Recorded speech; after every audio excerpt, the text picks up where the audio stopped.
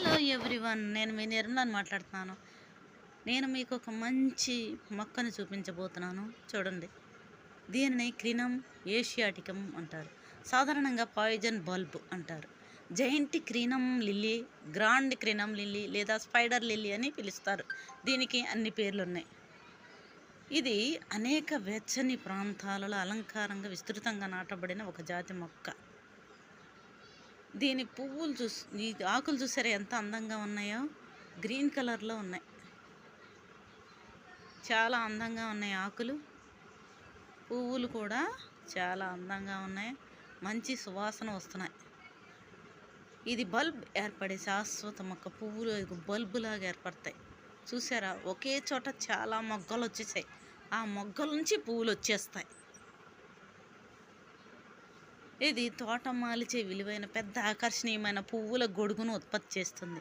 అందుకే దీన్ని పువ్వుల గొడుగు అంటారు. పువ్వులు ఈ ఆకర్షణ పత్రాలు చూసారా అంత అందంగా ఉన్నాయో.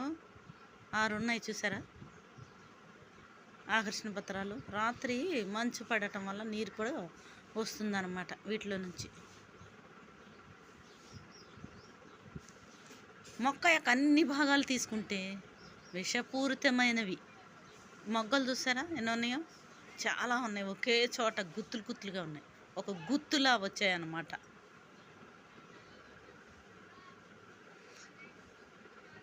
కొన్ని నివేదికలు చెబుతున్నాయి రసంతో బహిర్గతం కావటం వల్ల చర్మం చికాకు కలిగిస్తుందని సూచిస్తున్నాయి.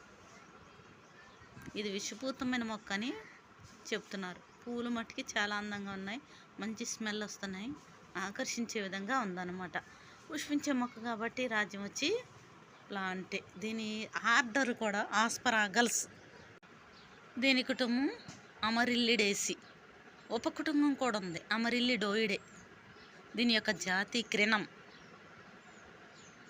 దీని యొక్క జాతులు ఆసియాటికం అన్నమాట.